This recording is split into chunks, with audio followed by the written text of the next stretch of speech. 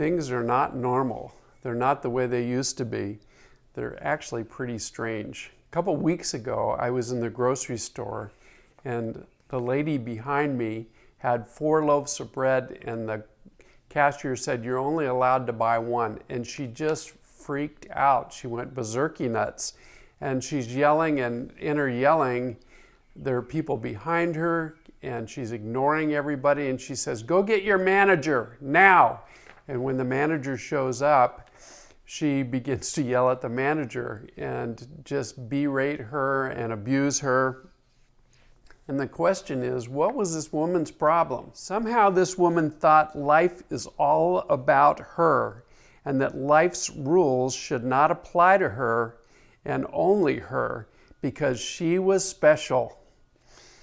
If she wasn't treated as special, it was okay for her to make everyone around her miserable. So the coronavirus is a heavy stressor in it, and it produces an awful lot of difficulty for people.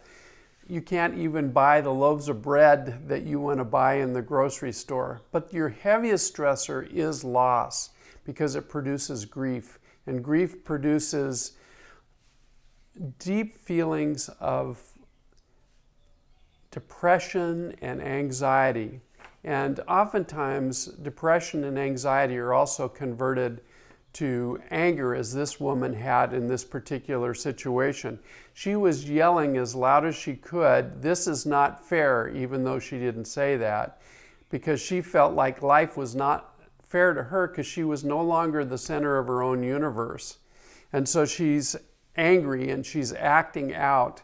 And in this situation, she did not have the emotional reserve to behave herself. So this woman was inviting other people to scapegoat on her because she was a scapegoat. Scapegoats are oftentimes people that become the center and life's rules don't apply to them. And she was breaking the rules. She was only supposed to take 1 loaf of bread and she couldn't handle it. And her misbehavior could have had her escorted out of the grocery store.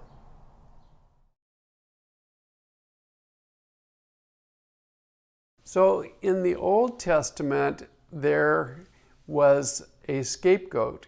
Actually, there was 2 goats that fell under this category. The one goat was brought in by the high priests to be killed as an atonement of Israel's sin. The other goat was called the scapegoat, and that goat, the high priest laid his hands on, confessed the sins of Israel, and sent it away into the wilderness, which had the symbolic part of taking away the sins of Israel. Was this woman a scapegoat? Was she somebody that needed to be forgiven like Israel was forgiven? Did she need atonement? Did she need to confess her sins and repent of her sins, just like the high priest confessed the sins of Israel and laid them on this goat?